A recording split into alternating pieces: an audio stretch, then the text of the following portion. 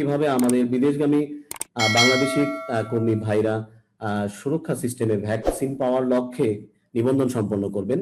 আমরা সকলের সুবিধার জন্য, নাগরিকদের সুবিধার জন্য, বিশেষ করে আমাদের আজকে বিদেশগামী বাংলাদেশি কর্মী ভাইদের সুবিধার জন্য আমরা অত্যন্ত সহজ সিস্টেমে আমাদের এই ভ্যাকসিনের জন্য নিবন্ধন প্রক্রিয়াটি করেছি।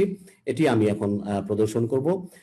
প্রথমে আমাদের বিদেশগামী বাংলাদেশি ভাইরা সুরক্ষা.gov.bd এই ওয়েবসাইটে প্রবেশ করবেন। তিনি নিজে না পারলে কারো সহযোগিতাও নিতে পারবেন।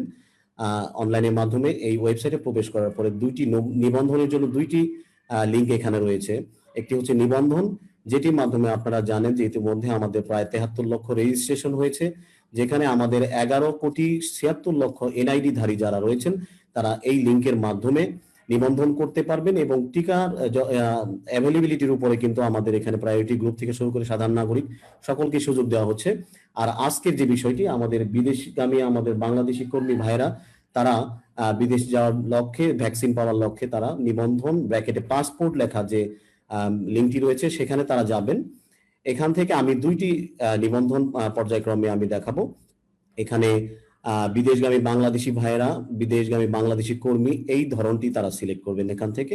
এবং এখানে উপশ্রেণীতে তারা দুইটি ধরন পাবেন। শুধুমাত্র সৌদি আরব এবং কুয়েতগামী যেসব কর্মী ভাইয়েরা রয়েছেন তাদের জন্য, যেহেতু তাদের এই দেশগুলো ফাইজার টিকা ছাড়া অ্যালাউ করেন না, সেজন্য তাদেরকে অবশ্যই এই ধরনটি সিলেক্ট করতে হবে। শুধুমাত্র সৌদি আরব এবং কুয়েতগামী যারা রয়েছেন তারা এটি সিলেক্ট করে তাদের বৈধ পাসপোর্ট নাম্বার এবং পাসপোর্ট নাম্বার অনুযায়ী যে পাসপোর্টে যে জন্ম তারিখ রয়েছে সেটি তারা এখানে দিবেন এবং তারা রেজিস্ট্রেশন সম্পন্ন করবেন।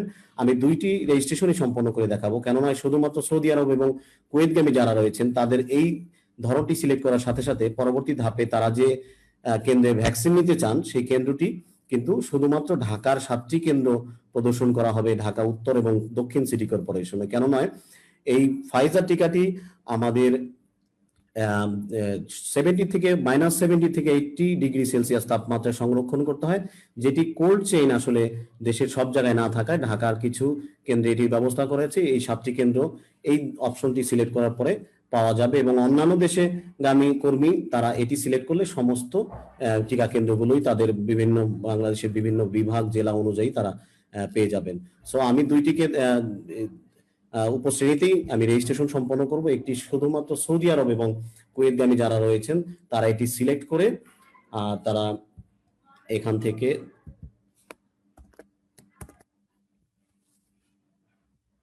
তাদের পাসপোর্ট, বৈধ পাসপোর্ট নাম্বারটি দিবেন এবং তারা জন্ম তারিখ দিবেন।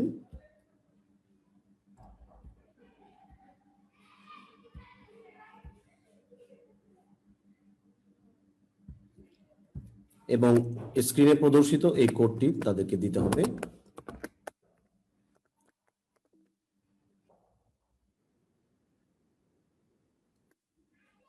এটি দেওয়ার পরে যাচাই করুন এই বাটনে ক্লিক করলেই তিনি যদি আগে থেকে বিএমএটি রেজিস্ট্রেশন সম্পন্ন করে থাকেন তাহলে সুরক্ষা সিস্টেমে তার তথ্যটি যাচাই হবে এবং তিনি রেজিস্ট্রেশন করতে সক্ষম হবেন। যাচাই করুন বাটনে দেওয়ার পরে এখানে আমরা কিছু তথ্য, তার ভ্যালিড তথ্য আমরা প্রদর্শন করছি।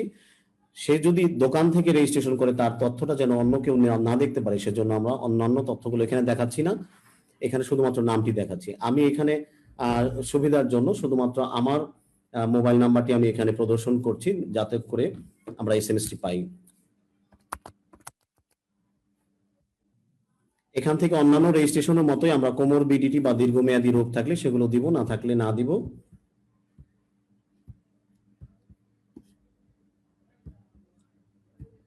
এখান থেকে আমরা পেশা নির্বাচন করব এবং খুবই ইজি, আমাদের আর বেশি কিছু করতে হবে না। আমাদের যে ঠিকানা আমরা ভ্যাকসিন নিতে ইচ্ছুক সেই ঠিকানাটি আমি এখানে উল্লেখ করতে চাই যে আমরা শুধুমাত্র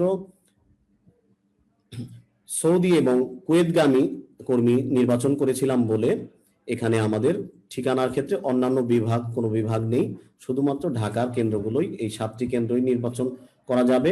এখানে ঢাকা উত্তরে আমাদের কেন্দ্র হিসেবে 3টি কেন্দ্র রয়েছে এবং ঢাকা দক্ষিণে গেলে আমরা 4টি কেন্দ্র পাবো, যে 7টি কেন্দ্রে আসলে মূলত এই ফাইজার ভ্যাকসিন দেওয়া হচ্ছে। তো আমরা ঢাকা দক্ষিণ থেকে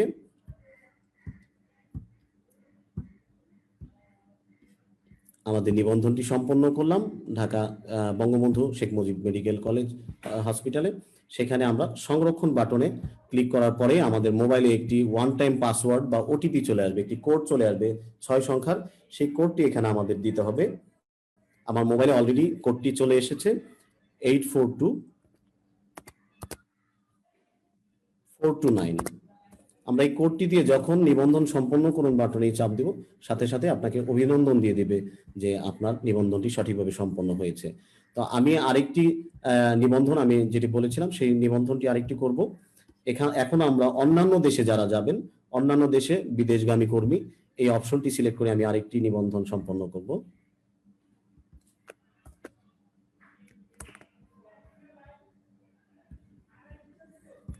আমরা একইভাবে বৈধ পাসপোর্ট নাম্বার দিব এবং আমাদের জন্ম তারিখটি আমরা এখানে দেব অ্যাকর্ডিং টু পাসপোর্ট অনুযায়ী আমাদের যে জন্ম তারিখটি রয়েছে সেটি আমরা দিব।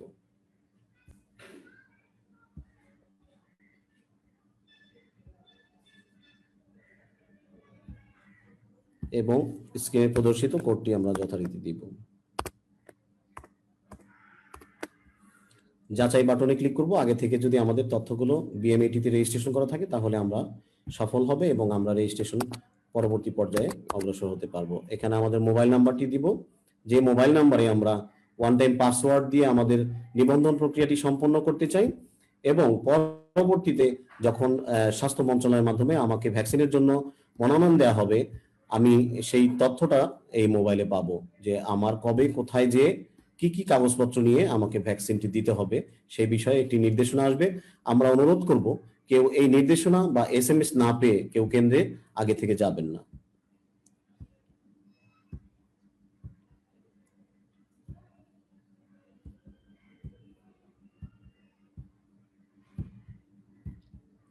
আমরা একটি জিনিস লক্ষ্য করতে পারছি যে আমরা এখন অন্যান্য দেশে যখন আমরা দিয়েছি অন্যান্য দেশে বিদেশগামী কর্মী, তখন কিন্তু সেই সীমাবদ্ধতা আর নেই। সারা বাংলাদেশে যে আমরা যে উপজেলা পর্যন্ত যাব সেই উপজেলায় সংশ্লিষ্ট কেন্দ্রগুলোকে এখানে প্রদর্শন করবে। আমরা সংরক্ষণ বাটনে ক্লিক করলে একইভাবে আমাদের মোবাইলে আরেকটি ওটিপি আসবে এবং আমার মোবাইলে অলরেডি ওটিপিটি চলে এসেছে